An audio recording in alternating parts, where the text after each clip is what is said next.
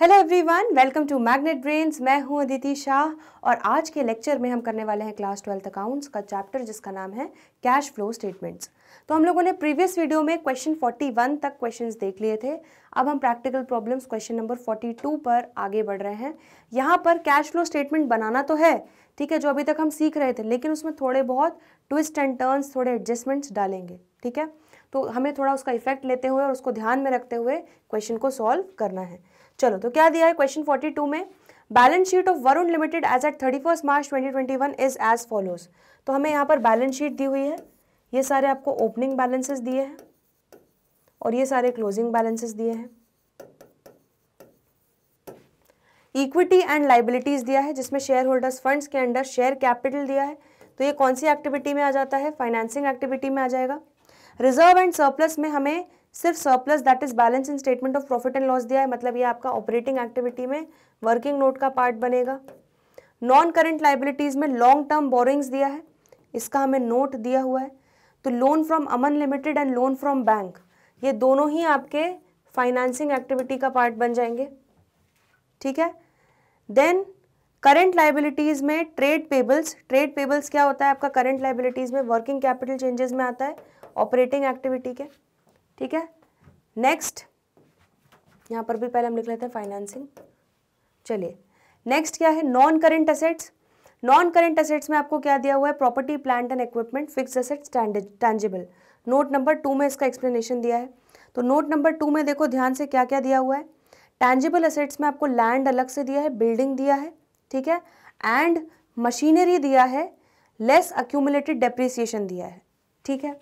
चलिए, आगे क्या दिया है, करंट एसेट्स, तो ये आपका इन्वेस्टिंग एक्टिविटी का पार्ट हो जाएगा, और जो डेप्रिसिएशन है वो आपका ऑपरेटिंग एक्टिविटी का पार्ट हो जाएगा, ठीक है। करंट एसेट्स में इन्वेंट्रीज, ट्रेड रिसीवेबल्स आपका क्या हो जाएगा, working capital changes, operating activity का part. Cash and cash equivalents हमारा हो जाएगा एंड का तड़का। क्लियर है इतना? तो ये हमारा पूरा एनालाइज कर लिया हमने बैलेंस शीट को, ठीक है। इसमें आपके 2 वर्किंग नोट्स आपने देख लिए, 2 नोट्स टू अकाउंट्स देख लिए। एडिशनल इन्फॉर्मेशन में दिया है during the year 52,000 were paid as interim dividend, ठीक है। तो इस 52,000 का कहाँ कहाँ इम्पैक्ट होने वाला है, ऑपरेटिंग एक्टिविटी में ये वर्किंग नोट में आएगा और फाइनेंसिंग एक्टिविटी में ये आउटफ्लो की तरह आएगा। हमें क्या बनाना है, prepare cash flow statement. Clear हो गया? तो हमने सारी चीज़ें पढ़ ली। चलिए, तो सबसे पहले कैश फ्लो स्टेटमेंट में यहाँ पर हम आ जाते हैं। फर्स्ट एक्टिविटी हमारी लिख लेते हैं, कैश फ्लो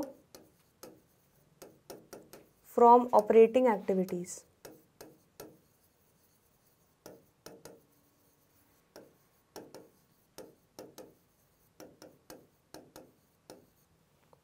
ठीक है, तो cash flow from operating activities, इसके लिए आपको सबसे पहला एक फिगर चाहिए होगा इसको स्टार्ट करने से पहले, वो है net profit before tax and extraordinary items.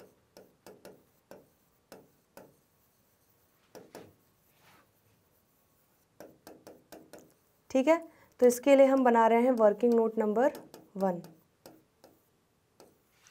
Net profit before tax and extraordinary items. ठीक है, तो यहाँ पर देख लेते हैं, वर्किंग नोट बना लेते हैं।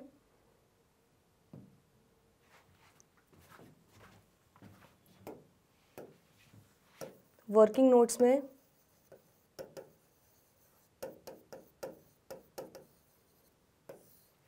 हमारा नोट नंबर 1 है calculation of net profit before tax and extraordinary items.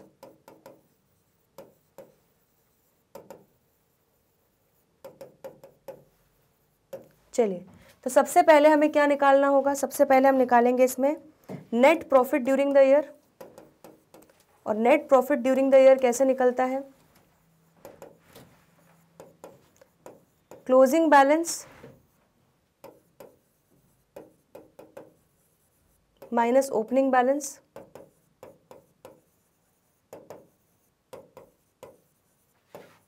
ठीक है। चलिए, तो closing balance minus opening balance हमें क्या दिया हुआ है देख लेते हैं। यहाँ पर आपको रिजर्व्स इन सरप्लस में दिया हुआ है, ठीक है। 98,000 आपका क्लोजिंग बैलेंस था, 96,000 आपका ओपनिंग बैलेंस था। तो यहाँ पर लिख लेते हैं 98,000 माइनस 96,000, तो 2,000 रुपये आपका क्या हो जाएगा, net profit during the year हो जाएगा, ठीक है। चलो, इसमें और देखो आपको कुछ दिया हुआ है क्या, प्रोविजन फॉर टैक्स वगैरह कुछ भी नहीं दिया, लेकिन हाँ इंटरिम डिविडेंड जो दिया है आपको, ये आपका वर्किंग नोट में काम में आने वाला है 52,000, इसको हम ऐड कर लेते हैं। ऐड बैक करेंगे हम इंटरिम डिविडेंड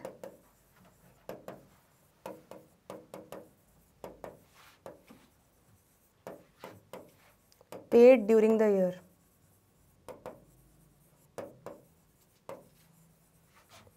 ठीक है।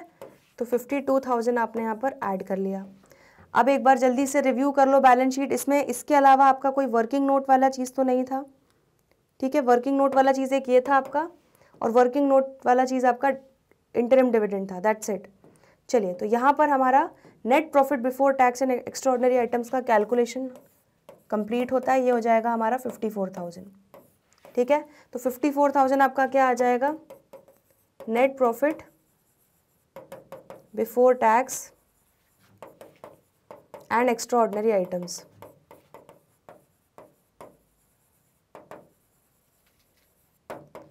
चलिए, तो वर्किंग नोट नंबर 1 के हिसाब से वहां पर हम फिगर लिख लेते हैं 54,000, ठीक है। अब इसमें हमें सबसे पहले क्या ऐड करना पड़ेगा, ऐड नॉन कैश और नॉन ऑपरेटिंग एक्सपेंसेस। तो non cash non operating expenses में हमारा क्या क्या आने वाला है, ठीक है। सबसे पहले तो हम लोगों को क्लियरली दिख रहा है यहाँ पे डेप्रिसिएशन। देखो, यहाँ पर अलग से इन सारे लेजर अकाउंट्स को बनाने की ज़रूरत नहीं है, मशीनरी एक्यूमुलेटेड डेप्रिसिएशन का वर्किंग नोट बनाने की ज़रूरत नहीं है। क्यों? क्योंकि यहाँ पर आपको कौन सी मशीनरी कितने में बेची, लॉस, नुकसान, गेन कुछ नहीं दिया है, ठीक है। तो आपको यहाँ पर डायरेक्टली आपका फिगर निकल जाएगा। देखो, अक्यूमुलेटेड डेप्रिसिएशन का तब यूटिलाइजेशन होता है जब मशीनरी बेचते, लेकिन यहाँ पे मशीनरी बेची नहीं है, तो बैलेंसिंग फिगर निकालने का सवाल ही नहीं उठता। क्लियरली आपका क्या हो जाएगा, आपका ओपनिंग बैलेंस था 54,000, अब कितना हो गया क्लोजिंग बैलेंस 72,000। तो 72,000 माइनस 54,000, 18,000 रुपये का आपने इस साल का डेप्रिसिएशन जो था वो अपने मटके में डाल दिया अक्यूमुलेटेड डेप्रिसिएशन के, ठीक है। तो इसलिए 54,000 से बढ़कर आपका डेप्रिसिएशन कितना हो गया मटके में, 72,000। आ रहा है समझ में? तो ये आपका डायरेक्टली निकल जाएगा, क्योंकि यहाँ पे सेल वगैरह मशीनरी का नहीं हो रहा है। हाँ, वो दिया होता तो फिर हम उसको अलग से लेजर अकाउंट बना के पूरे बैलेंसिंग फिगर्स निकालते। तो डेप्रिसिएशन आपका ड्यूरिंग द ईयर कितना हो जाएगा, 18,000, ठीक है। चलिए, तो ये आपका आ गया डेप्रिसिएशन, हमने ले लिया। इसके अलावा और देख लेते हैं और कुछ आपका जो ऑपरेटिंग एक्टिविटीज़ में नॉन कैश नॉन उससे रिलेटेड हो, नॉन ऑपरेटिंग एक्सपेंस से, ठीक है। तो यहाँ पर इसके अलावा और कुछ भी non cash non operating expense से रिलेटेड नहीं है, ठीक है। कोई इंटरेस्ट वगैरह भी नहीं दिया हुआ है। तो डायरेक्टली हम क्या करेंगे, ये 18,000 को ऐड कर लेंगे। तो हमारा क्या आंसर आ जाएगा, 54,000 प्लस 18,000 आपका आ जाएगा 72,000 ऑपरेटिंग प्रॉफिट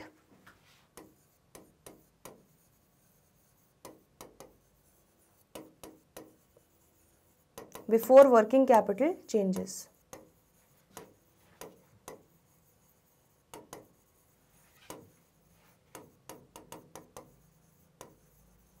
ठीक है, तो operating profit before working capital changes में एक हमारा हो जाएगा ऐड कैटेगरी, जिसमें हम लिखेंगे इंक्रीज इन करंट लाइबिलिटीज़ और डिक्रीज इन करंट असेट्स, और एक हो जाएगा हमारा लेस कैटेगरी, जिसमें हम लिखेंगे उल्टा decrease in current liabilities and increase in current assets.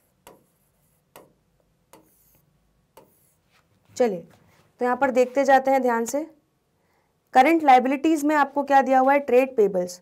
तो ट्रेड पेबल 72,000 था, अब 82,000 हो गया, तो करंट लाइबिलिटीज इंक्रीज हो रही है, तो ऐड कैटेगरी में चला जाएगा। तो ट्रेड पेबल्स लिख देंगे हम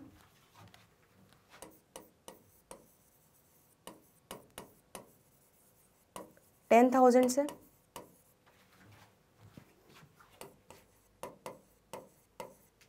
ठीक है। तो बस करंट लाइबिलिटीज में इतना ही था। करंट एसेट्स में देख लेते हैं।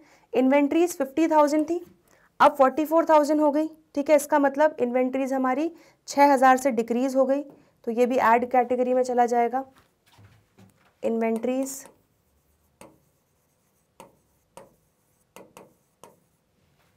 6,000। देन नेक्स्ट आपका नेक्स्ट क्या दिया हुआ है, ट्रेड रिसीवेबल्स। तो ट्रेड रिसीवेबल 70,000 था, अब 76,800 हो गया, मतलब करंट असेट्स 6,800 से बढ़ रहा है, तो ये लेस कैटेगरी में चला जाएगा। तो यहाँ पर लिख लेंगे ट्रेड रिसीवेबल्स, ठीक है। कितना हो जाएगा आपका 6,800, ये आपका हो गया टोटल 16,000, ठीक है। और ये आपका हो जाएगा लेस 6,800। इसके अलावा देख लेते हैं, हमें टैक्स वगैरह कुछ भी दिया नहीं हुआ है यहाँ पर। इस क्वेश्चन में कोई भी टैक्स नहीं दिया, तो क्लियरली हमारा डायरेक्टली आंसर आपका निकल जाएगा। आंसर चेक कर लेते हैं एक बार। यहाँ पर हमारा आंसर कितना आ रहा है, 72,000 आपका operating profit before working capital changes आया था, प्लस 16,000 ऐड माइनस 6,800, तो ये आपका आ जाएगा 81,200, ठीक है। डायरेक्ट आंसर आ जाएगा, क्योंकि टैक्स या एक्स्ट्राऑर्डिनरी आइटम्स दिए नहीं है, तो यही हमारा क्या बन जाएगा, cash flow from operating activities.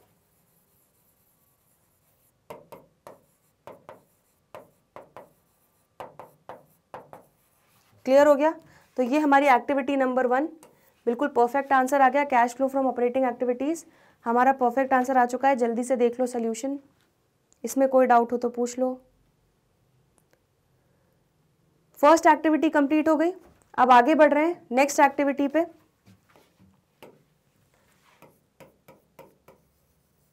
Cash flow from investing activities.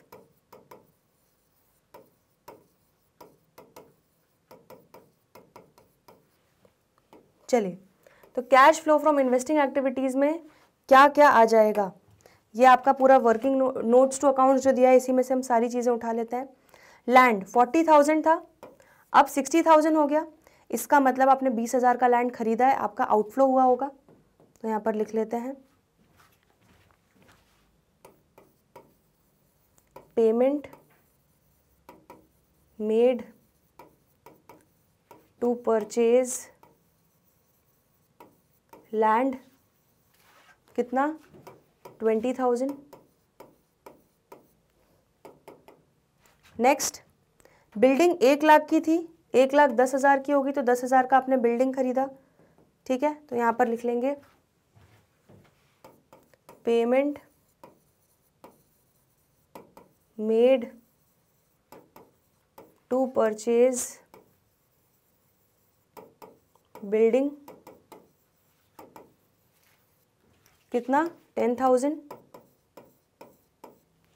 चलिए, देन नेक्स्ट आपका है मशीनरी, ठीक है। अक्यूमुलेटेड डेप्रिसिएशन का इफेक्ट हम ले चुके हैं। मशीनरी 2,14,000 थी, 2,44,000 हो गई, मतलब 30,000 की हमने मशीनरी खरीदी। तो यहाँ पर लिख लेते हैं payment made to purchase machinery, कितना 30,000। चलिए, अब यहाँ पर आ जाते हैं और देख लेते हैं, नॉन करेंट एसेट्स में और कुछ भी नहीं था, तो बस यहीं पर हमारा इन्वेस्टिंग एक्टिविटी होता है कंप्लीट। इसको हम जल्दी से निकाल लेते हैं, इसका फाइनल आउटफ्लो इनफ्लो जो भी हुआ है। तो ये कितना हो जाएगा आपका, ये आपका हो जाएगा 60,000, माइनस में 60,000 आ रहा है, ठीक है। तो हमारा क्या आ जाएगा, cash used in investing activities, बिल्कुल परफेक्ट आंसर आ गया 60,000। यहाँ पर लिख लेते हैं cash used in investing activities, ठीक है, क्लियर है इतना। चलो अब आ जाते हैं थर्ड एक्टिविटी पे। तो थर्ड एक्टिविटी हमारी क्या हो जाएगी, cash flow from financing activities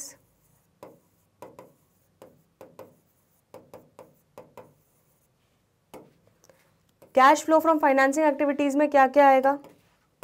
सबसे पहला तो हमारा शेयर कैपिटल से रिलेटेड ही आ जाएगा, देख लेते हैं यहाँ पर। तो शेयर कैपिटल 2 लाख था, 2 लाख ही रहा, तो इससे हमें कोई सेंस नहीं है, ठीक है, यहाँ पे कोई भी चेंज नहीं है, तो कैश फ्लो हुआ ही नहीं। इसके बाद आ जाते हैं लॉन्ग टर्म बोरोइंग्स के चेंजेस पे। चलो तो नोट नंबर 1 खोल लेते हैं। लॉन्ग टर्म बोरोइंग्स में आपका लोन फ्रॉम अमन 0 था और अब हो गया 40,000, मतलब आपने 40,000 का लोन अमन लिमिटेड से लिया, ठीक है, लोन लिया तो आपको कैश मिला होगा, प्रोसीड्स मिला होगा। तो यहाँ पर लिख लेते हैं proceeds from loan taken from Aman limited, ठीक है, कितना 40,000 मिला। Next, then loan from bank 60,000 था, अब 50,000 हो गया, मतलब आपने 10,000 का लोन फ्रॉम बैंक को रीपे कर दिया, ठीक है, तो आपने कैश दिया। तो यहाँ पर लिख लेते हैं repayment of loan from bank, कितना 10,000। चलिए और देख लेते हैं। तो फाइनेंसिंग एक्टिविटीज से रिलेटेड हमारा क्या क्या सारी चीज़ें हो गई यहाँ पर, और आगे देख लेते हैं फाइनेंसिंग से रिलेटेड। यहाँ पे नॉन करेंट एसेट्स हो चुके हैं, यस। तो बस हमारा अब इंटरिम डिविडेंड एक है जो हमें भूलना नहीं है, 52,000 का इंटरिम डिविडेंड हमने पे किया, तो इसको हमें आउटफ्लो की तरह दिखाना पड़ेगा। Interim dividend paid during the year, कितना 52,000, ठीक है। चलिए तो फाइनल आंसर हम फाइनेंसिंग एक्टिविटीज़ का निकाल लेते हैं। 40,000 आया, माइनस 10,000 गया, माइनस 52,000 गया, तो आपका आंसर आ जाएगा माइनस 22,000, ठीक है। तो आपका ये आ जाएगा cash used in financing activities 22,000। चलिए परफेक्ट।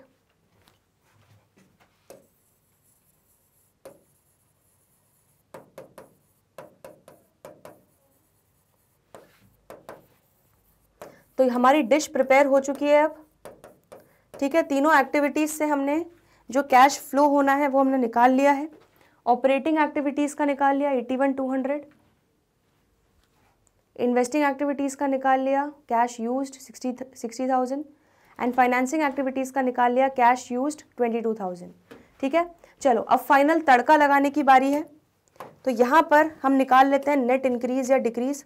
तो 81,200 एक्टिविटी 1 से आया, माइनस 60,000 गया, माइनस 22,000 गया, तो आपका आंसर आ रहा है नेगेटिव में 800, ठीक है, क्लियर है इतना। तो नेगेटिव में जो 800 आ रहा है ये हमारा क्या हो जाएगा, net decrease in cash and cash equivalents.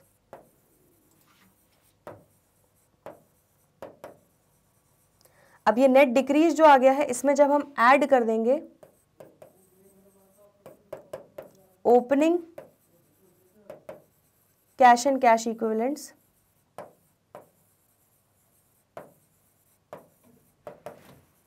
ठीक है, तो opening cash and cash equivalents हमें कितना दिया हुआ है, यहाँ पर देख लेते हैं एक बार।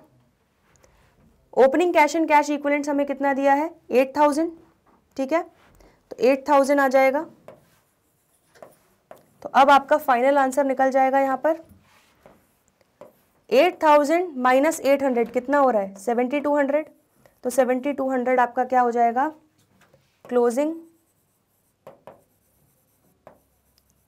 Cash and cash equivalents.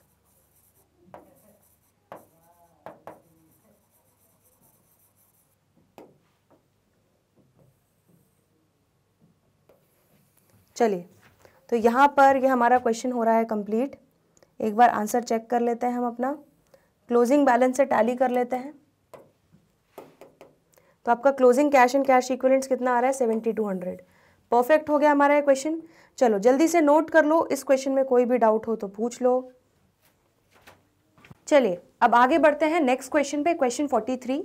Following are the balance sheets of Solar Power Limited as at 31st March 2014 and 2013। ठीक है, तो हमें सोलर पावर लिमिटेड एक कंपनी है जिसकी बैलेंस शीट का एक्सट्रैक्ट दिया हुआ है। क्या क्या दिया है, 31 मार्च 2013 ये हमें दिया है ओपनिंग बैलेंसेस, 31 मार्च 2014 ये हमें दिए हुए हैं क्लोजिंग बैलेंसेस। ठीक है, इक्विटी एंड लाइबिलिटीज में सबसे पहले दिया है शेयर होल्डर्स फंड के अंडर शेयर कैपिटल। तो शेयर कैपिटल में जो भी चेंज आता है वो हम लेते हैं फाइनेंसिंग एक्टिविटी में। रिजर्व्स एंड सरप्लस का चेंज आपको दिया है नोट नंबर 1, एक बार देख लेते हैं नोट नंबर 1 में क्या क्या है। तो ये हमारे नोट्स टू अकाउंट्स में नोट नंबर 1 सरप्लस। तो रिजर्व्स एंड सरप्लस में सिर्फ आपका ये surplus that is balance in statement of profit and loss. ठीक है, ये हम यूज़ करेंगे ऑपरेटिंग एक्टिविटी में net profit before tax and extraordinary items निकालने के लिए। ठीक है, तो ये आप वर्किंग नोट में यूज़ करोगे ऑपरेटिंग एक्टिविटी में। ठीक, नॉन करेंट लाइबिलिटीज़ में क्या है आपका लॉन्ग टर्म बोरोइंग्स। तो किसी भी प्रकार की बोरोइंग्स हो, long term short term borrowing होती है और वो आएगा हमारा फाइनेंसिंग एक्टिविटी में। ठीक है, करेंट लाइबिलिटीज़ में क्या दिया हुआ है, ट्रेड पेबल्स। तो ट्रेड पेबल्स आपका वर्किंग कैपिटल चेंजेस का पार्ट होगा। ठीक, ये आपका हो जाएगा ऑपरेटिंग एक्टिविटी में। शॉर्ट टर्म प्रोविजंस, अब देखो शॉर्ट टर्म प्रोविजंस के आगे कुछ भी नोट नहीं दिया हुआ है, तो यहाँ पर हम अज्यूम करके चल सकते हैं क्या कि ये आपका प्रोविजन फॉर टैक्स होगा। ठीक है, क्योंकि हमें कुछ भी दिया नहीं है तो इसको हम प्रोविजन फॉर टैक्स मान के चलते हैं। चलिए आगे बढ़ते हैं। असेट्स में आपको दिया है नॉन करेंट असेट्स, जिसमें आपको दिया है property plant and equipment, fixed assets, tangible assets, note number 2। तो नोट नंबर 2 में टैंजिबल असेट्स में आपको मशीनरी का ओपनिंग क्लोजिंग बैलेंस दिया है और अक्यूमुलेटेड डेप्रिसिएशन का भी ओपनिंग क्लोजिंग बैलेंस दिया है। तो ये हमें ध्यान में थोड़ा रखना पड़ेगा। ठीक है, तो यहाँ पर हमारा ये इन्वेस्टिंग एक्टिविटी में आ जाएगा मशीनरी, और जो डेप्रिसिएशन है उसका इफेक्ट आएगा हमारा ऑपरेटिंग एक्टिविटीज़ में। इनटैंजिबल असेट्स में आपको क्या दिया है, नोट नंबर 3 में सिर्फ एक आइटम है गुडविल। तो ये आपका बैलेंस गुडविल का ही है। तो गुडविल आपका ओपनिंग बैलेंस ज़्यादा था, अब कम हो गया है क्लोजिंग बैलेंस, इसका मतलब गुडविल रिटर्न ऑफ है। तो इसका डेफिनेटली कहाँ पे इम्पैक्ट जाएगा, ऑपरेटिंग एक्टिविटीज़ में हम अमोर्टाइजेशन ऑफ गुडविल को as non cash expense add back कर देंगे। करंट असेट्स में क्या क्या दिया है, current investments, inventories, trade receivables and cash equivalents. तो करंट इन्वेस्टमेंट्स और कैश एंड कैश इक्विवेलेंट्स दोनों एक ही थाली के चट्टे बट्टे हैं। ठीक है, दोनों एक ही चीज़ है बेसिकली। तो इनका हमें ओपनिंग बैलेंस और क्लोजिंग बैलेंस जो है वो हमें मिलाकर जोड़ना पड़ेगा एंड में जब हम तड़का लगाएंगे। ठीक है, तो ये दोनों आपका क्या है, एंड का तड़का।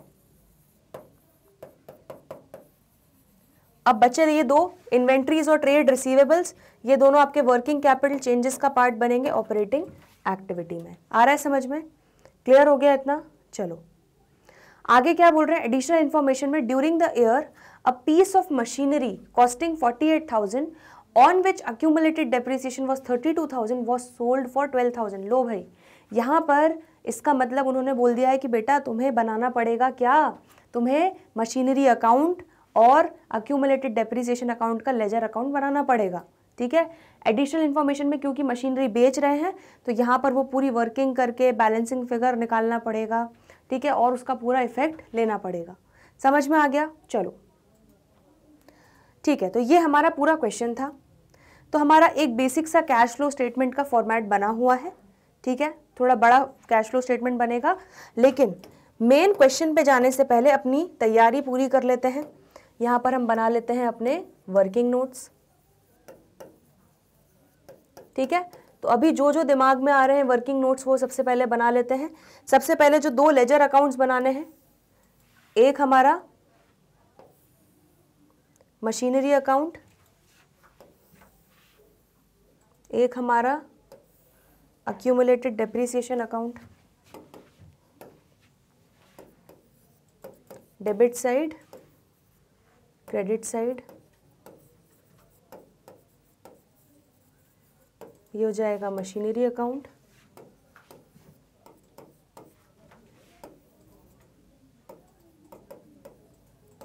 Accumulated depreciation account. ठीक है, 2 वर्किंग नोट्स हो गए। चलो सबसे पहले दोनों के ओपनिंग बैलेंसेस ले लेते हैं। नोट्स में हमें दिया हुआ है मशीनरी का है ओपनिंग 20 लाख, क्लोजिंग 25,40,000। तो यहाँ पर आ जाते हैं, to balance brought down 20 lakh by balance carried down 25,40,000। ठीक है, चलो अक्यूमुलेटेड डेप्रिसिएशन का भी ले लेते हैं। अक्यूमुलेटेड डेप्रिसिएशन का ओपनिंग बैलेंस था 3 लाख, क्लोजिंग बैलेंस है 4 लाख। तो यहाँ पर लिख लेते हैं, क्योंकि ये लायबिलिटी नेचर का है तो क्रेडिट साइड में इसका ओपनिंग बैलेंस आएगा by balance brought down 3 lakh, to balance carried down 4 lakh. ठीक है, क्लियर हो गया इतना। चलो, during the year a piece of machinery costing 48,000 on which accumulated depreciation was 32,000। ठीक है, तो एक मशीनरी थी जिसका कॉस्ट था 48,000, उस पर अभी तक हमारे मटके में जो डेप्रिसिएशन कलेक्ट हो चुका है इस मशीन से रिलेटेड वो कितना था 32,000। ठीक है, तो ये कितना हो गया आपका 48 माइनस 32, तो ये आपका हो जाएगा 16,000। तो 16,000 अब इस मशीन की वैल्यू बची, उसको हमने बेच दिया है कितने में 12,000 में। ठीक है, तो 16,000 की वैल्यू वाली मशीन को हमने बेचा है 12,000 में, इसका मतलब 4,000 के लॉस पे बेचा है। क्लियर हो गया इतना। ठीक है, चलो तो इसकी थोड़ी वर्किंग देख लेते हैं। यहाँ पर मशीनरी को हमने बेचा कितने में है ये हम लिख लेते हैं सबसे पहले तो 12,000 में, तो बाय बैंक अकाउंट। ठीक है, ये हमारा सेल है 12,000 और हमें कितना नुकसान हुआ बाय P&L लॉस, 4,000 के नुकसान पे बेचा तो लॉस रिकग्नाइज कर लेंगे। और इस मशीन पे कितना डेप्रिसिएशन अक्यूमुलेट हो चुका था उसको भी हम यहाँ पर अब रिकग्नाइज कर लेंगे। तो बाय अक्यूमुलेटेड डेप्रिसिएशन अकाउंट कितना हो जाएगा, ये आपका 32,000 लग चुका है। आ रहा है समझ में। तो इसकी दूसरी इफेक्ट आपका कहाँ आ जाएगा, अक्यूमुलेटेड डेप्रिसिएशन अकाउंट क्या हो जाएगा आपका, डेबिट हो जाएगा। तो आपके मटके में 3 लाख था, उस मटके में जो हम अब मशीन को बेच रहे हैं उससे रिलेटेड हमारा जो डेप्रिसिएशन है वो हम यूटिलाइज करने जा रहे हैं, तो उसको हम कर लेंगे डेबिट और यहाँ पर हम लिख लेंगे टू मशीनरी अकाउंट। क्लियर हो गया इतना। चलो, तो यहाँ पर सारा चीज़ें हमने लिख ली है, पोस्ट कर ली है, बस अब इसको फाइनल हमें क्लोज करना है। तो मशीनरी अकाउंट का टोटल कर लेते हैं। मशीनरी अकाउंट का टोटल कितना आ रहा है, 12,000 प्लस 4,000 प्लस 32,000 प्लस 25,40,000, तो ये आ जाएगा आपका 25,88,000। ठीक है, तो 25,88,000 में से आपका 20 लाख गया तो कितना बचा 5,88,000। तो 5,88,000 आपका क्या बन जाएगा, बैलेंसिंग फिगर डेबिट साइड पे। इसका मतलब आपने इतनी की मशीनरी खरीदी होगी, तो टू बैंक अकाउंट ये आपका क्या हो जाएगा, परचेज।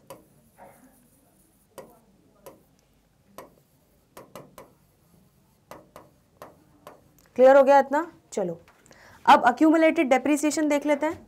अक्यूमुलेटेड डेप्रीसिएशन का टोटल कितना हो रहा है? 4,32,000।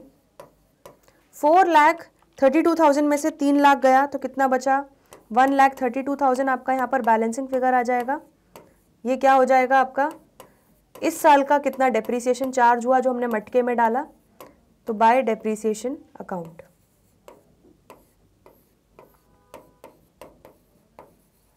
ठीक है, ये सारे क्या है आपके बैलेंसिंग फिगर्स।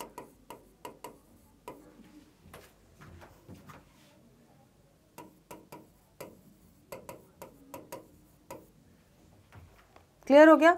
दोनों वर्किंग नोट्स देख लो, इसमें कोई डाउट हो तो पूछ लो। चलो, अब इसके बाद आ जाते हैं हम नेक्स्ट। सबसे पहले हमें कैश फ्लो स्टेटमेंट में फर्स्ट एक्टिविटी कौन सी लिखनी होगी? Cash flow from operating activities.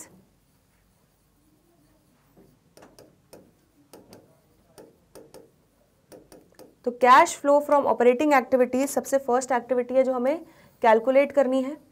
ठीक है, और इसके लिए हमें क्या चाहिए होगा? इसके लिए हमें चाहिए होगा net profit before tax and extra ordinary items.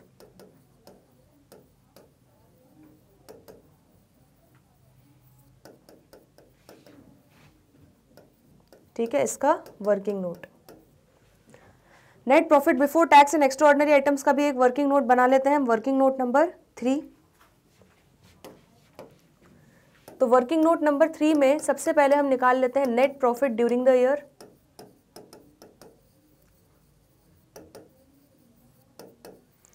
Net profit during the year. ठीक है, ये आपका क्या हो जाएगा? Closing balance minus opening balance. चलो, तो net profit during the year का आपका closing balance minus opening balance देख लेते हैं। यहां पर हमारा 4 लाख था ओपनिंग, क्लोजिंग था 6 लाख, तो 6 लाख माइनस 4 लाख।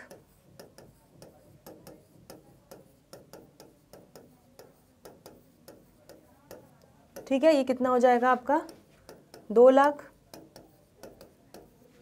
ठीक, अब इसमें हम ऐड बैक क्या करेंगे? Provision for tax.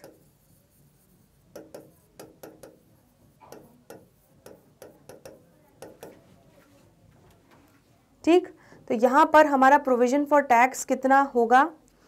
Short term provisions में हम जो अज्यूम करके चल रहे हैं, ठीक है, 1,54,000 ओपनिंग बैलेंस था, क्लोजिंग बैलेंस 1 लाख है। तो हम ये मान के चलेंगे कि ओपनिंग बैलेंस जो था प्रोविजन फॉर टैक्स का वो हमने इस साल पे ऑफ कर दिया होगा, तो इसको हम क्या ले लेंगे? एज टैक्स पेड ले लेंगे, और इसको हम एज क्या ले लेंगे? एज प्रोविजन फॉर टैक्स ले लेंगे जो हमने क्रिएट किया इस साल। ठीक है, इस साल के लिए। तो 1 लाख को हम क्या करेंगे? Net profit before tax and extra ordinary item से हमने प्रॉफिट में से 1 लाख का अलग प्रोविजन निकाल के रखा होगा, तो इसको हम क्या कर लेंगे? ऐड बैक कर लेंगे। इसके अलावा और तो कुछ भी आइटम्स नहीं दिए हुए हैं, तो यहाँ पर सीधे सीधे ले लेंगे 3 लाख। तो आपका नेट प्रॉफिट बिफोर टैक्स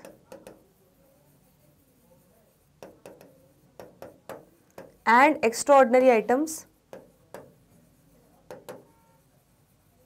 कितना आ जाएगा? 3 लाख। ठीक है, चलो, तो यहाँ पर आ जाते हैं मेन क्वेश्चन पे, और मेन क्वेश्चन पे हम यहाँ पर लिख लेते हैं वर्किंग नोट नंबर 3 के अकॉर्डिंग हमारा कितना आ रहा है? ये आंसर 3 लाख। इतना क्लियर हो गया? ठीक है, अब इसमें नेक्स्ट ऐड कर लेते हैं नॉन कैश और नॉन ऑपरेटिंग एक्सपेंसेस।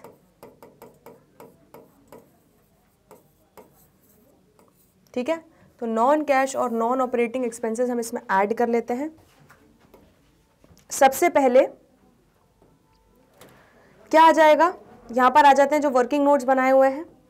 तो यहां पर डेप्रीसिएशन ड्यूरिंग द ईयर हमने निकाला है 1,32,000, तो ये आपके P&L अकाउंट में डेबिट हुआ होगा। ठीक है, बट ये है एक नॉन कैश एक्सपेंस, तो इसको हम ऐड बैक कर लेंगे। Depreciation,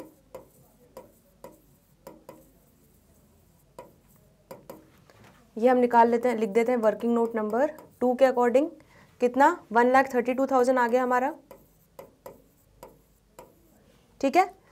then working note number 1 में हमने निकाला है, यहाँ पर आपका P&L अकाउंट में आपका लॉस भी डेबिट हुआ होगा, loss on sale of machinery, कितना? 4,000, ठीक है। तो ये भी नॉन ऑपरेटिंग नेचर का है, ये भी ऐड बैक हो जाएगा, तो इसको हम ऐड कर लेते हैं। 4,000 loss on sale of machinery,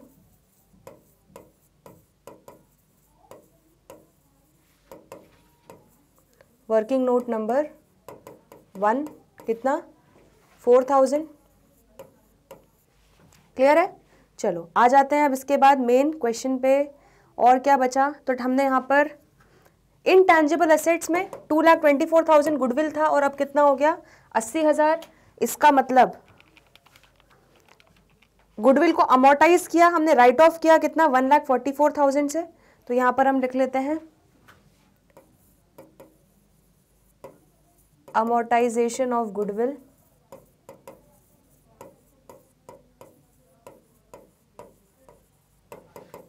कितना हो जाएगा ये? 1,44,000, ठीक है।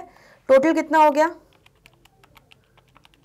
तो टोटल 2,80,000 क्या करोगे आप? इसमें ऐड कर दोगे। किसी भी प्रकार की नॉन ऑपरेटिंग इनकम है नहीं इस क्वेश्चन में, तो यहाँ पर टोटल आपका कितना आ जाएगा? 5,80,000। तो 5,80,000 आपका क्या आ जाएगा? Non cash non operating expenses का इफेक्ट देने के बाद, सारे नॉन ऑपरेटिंग आइटम्स का कचरा हटाने के बाद अब हमारे पास बचेगा operating profit before working capital changes.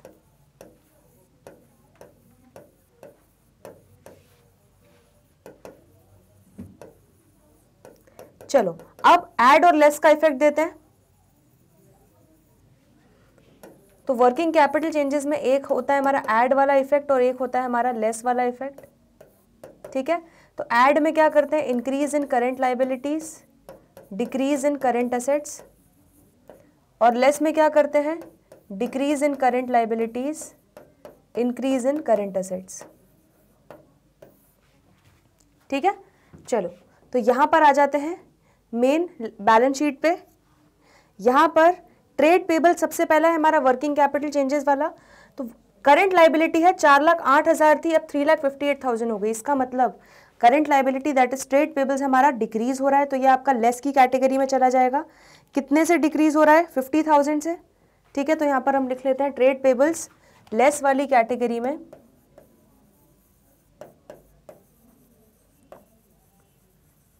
कितना हो जाएगा?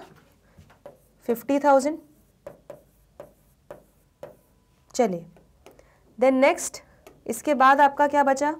इसके बाद इन्वेंट्रीज, वर्किंग कैपिटल चेंजेस से रिलेटेड जो आपका है करंट असेट्स। तो करंट असेट्स 2,42,000 के थे, अब 2,58,000 के हो गए, मतलब करंट असेट्स इंक्रीज हो रहे हैं। ये भी आपका लेस वाली कैटेगरी का आइटम है। तो 2,58,000 माइनस 2,42,000 कितने से इंक्रीज हो रहे हैं? 16,000 से। तो इन्वेंट्रीज को भी हम लेस कर देंगे। इन्वेंट्रीज को हम लेस करेंगे 16,000। चलिए नेक्स्ट, इसके बाद है आपका ट्रेड रिसीवेबल्स। तो ट्रेड रिसीवेबल्स 2,86,000 था, अब 3,40,000 हो गया, तो ये भी आपका इंक्रीज हो रहा है। तो ये भी लेस की कैटेगरी में चला जाएगा, 54,000 से इंक्रीज हो रहा है। तो यहाँ पर हम लिख लेंगे ट्रेड रिसीवेबल्स, ठीक है। कितना हो जाएगा ये आपका? 54,000। तो आपका ऐड वाली कैटेगरी में कुछ भी नहीं है, ठीक है। तो ये आपका हो जाएगा नील। यहाँ पर आप टोटल कर लो, कितना हो जाएगा? 50,000 प्लस 16,000 प्लस 54,000, ये आपका 1,20,000 टोटल क्या कर दोगे आप? लेस। तो आपका क्या आ जाएगा? 5,80,000 में से आप 1,20,000 माइनस करोगे तो आपका आ जाएगा 4,60,000। तो ये आ जाएगा हमारा cash generated through operations. Before tax. ठीक है, चलो अब इसमें से हम करेंगे टैक्स पेड। तो यहाँ पे प्रोविजन फॉर टैक्स में हमारा जो प्रीवियस ईयर का प्रोविजन है 1,54,000, इस साल हमने पे किया होगा, हम ये मान के चल रहे हैं। ठीक है, तो 1,54,000 को आप लेस कर दोगे, तो यहाँ पर हम लिख लेते हैं लेस टैक्स पेड 1,54,000। ठीक है, तो हमारा फाइनल आंसर क्या आ जाएगा देख लेते हैं। 4,60,000 माइनस 1,54,000, आपका आंसर आ जाएगा फाइनल 3,06,000। ठीक है, तो हम यहाँ पर लिख लेते हैं कैश फ्लो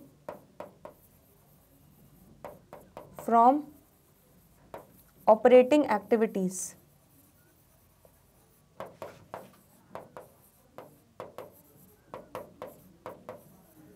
3,06,000। तो आंसर चेक कर लेते हैं, बिल्कुल परफेक्ट आंसर आ गया। Cash flow from operating activities 3,06,000।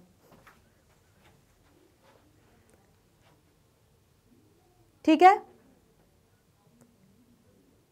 अगर आप लोग एक छोटी सी चीज जो मुझे आपको और बतानी थी, ठीक है, यहां पर मैंने अज्यूम किया है कि हमारे जो शॉर्ट टर्म प्रोविजंस हैं वो प्रोविजन फॉर टैक्स ही होगा, क्योंकि यहाँ पे अलग से कोई नोट में उसका एक्सप्लेनेशन नहीं दिया है। बट अगर इसको आप प्रोविजन फॉर टैक्स नहीं मानते हो, इन केस नहीं मानते हो, तब भी आंसर सेम ही आएगा।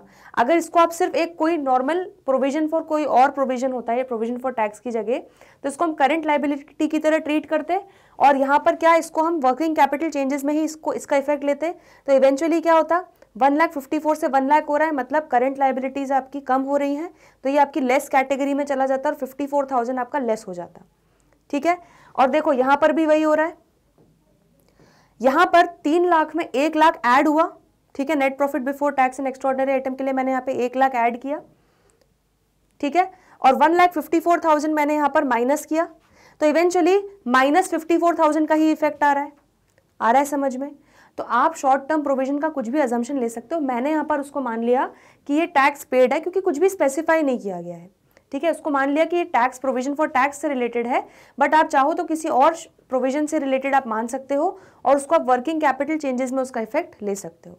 ठीक है, सेम आंसर आएगा, कोई चेंज नहीं है। क्लियर है इतना? तो ये cash flow from operating activities आपको क्लियर हो गया अच्छे से। चलो नेक्स्ट एक्टिविटी पे बढ़ रहे हैं आगे, cash flow from investing activity.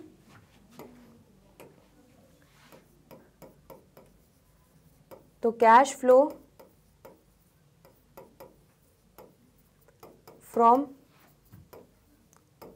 Investing activities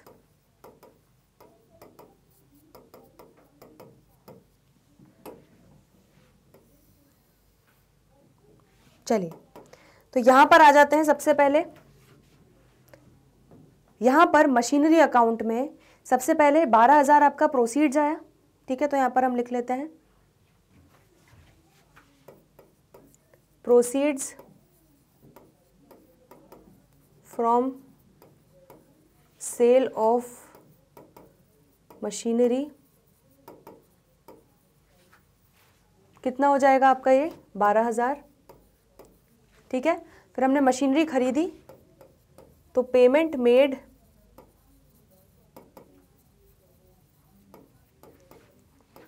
to purchase machinery. Payment made to purchase machinery कितना हो जाएगा 5,88,000।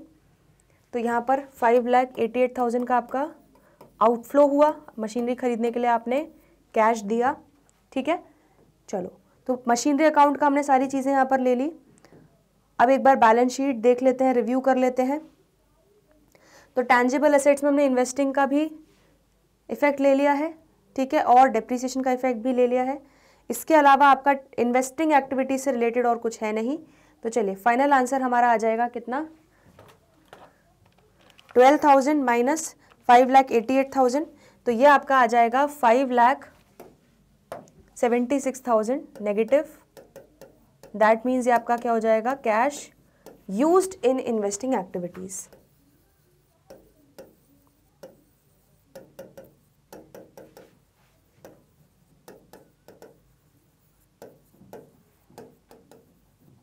ठीक है, चलो अब आ जाते हैं थर्ड एक्टिविटी पे।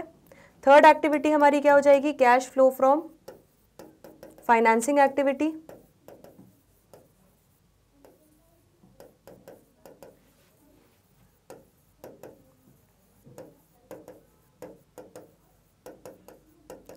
ठीक है, तो cash flow from financing activities में आ जाते हैं बैलेंस शीट पे।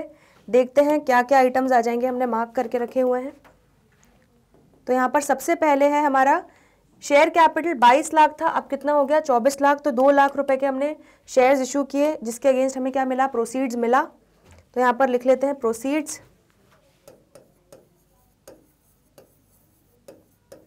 From issue of share capital. कितना आ जाएगा आपका, 2 लाख। चलिए नेक्स्ट देख लेते हैं। तो proceeds from issue of share capital हो गया। नेक्स्ट आपका फाइनेंसिंग एक्टिविटी में क्या आएगा, लॉन्ग टर्म बोरिंग्स 3,40,000 की थी, अब 4,80,000 की हो गई। इसका मतलब 1,40,000 का आपने और लोन लिया। ठीक है, तो यहां पर हम लिख लेते हैं लोन लिया। तो लोन लिया तो आपको पैसा मिला होगा, तो proceeds from long term borrowings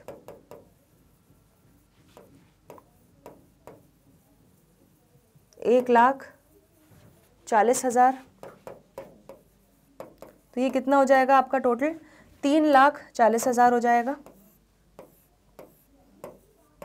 3,40,000 ये आपका हो जाएगा cash flow from financing activities.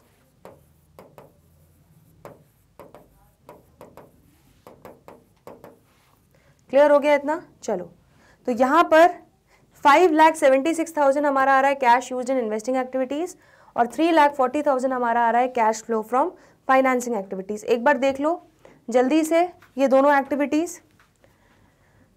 तो तीनों एक्टिविटीज से हमने कैश फ्लो निकाल लिया, हमारी डिश तैयार है, बस अब एंड का तड़का बचा है। चलो तो एंड के तड़के के लिए हमें क्या करना होगा, तीनों कैश फ्लोज को जोड़ना होगा। तो 3,06,000 ऑपरेटिंग एक्टिविटी से आया, माइनस 5,76,000 गया इन्वेस्टिंग में, प्लस 3,40,000 आया फाइनेंसिंग में।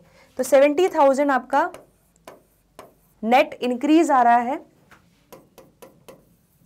Net increase in cash and cash equivalents. ठीक है, तो net increase in cash and cash equivalents आ रहा है और यहां पर आप ऐड कर दोगे opening cash and cash equivalents.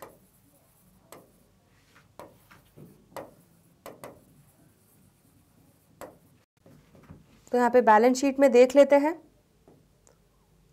Balance sheet में ओपनिंग बैलेंस में आपको कैश एंड कैश इक्विवेलेंट्स कितना दिया है, 7,50,000।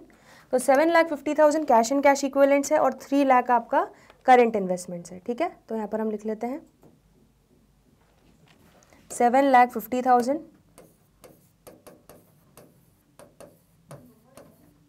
प्लस 3 लाख। ठीक है, करंट इन्वेस्टमेंट्स को इंक्लूड करके हमारा total opening cash and cash equivalents आएगा। तो ये आपका कितना हो जाएगा, 10,50,000।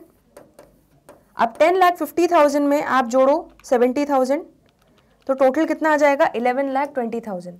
इसका मतलब आपका closing cash and cash equivalents 11,20,000 के बराबर आना चाहिए। तो उसको एक बार हम टैली कर लेंगे। पहले यहां पर लिख लेते हैं closing cash and cash equivalents.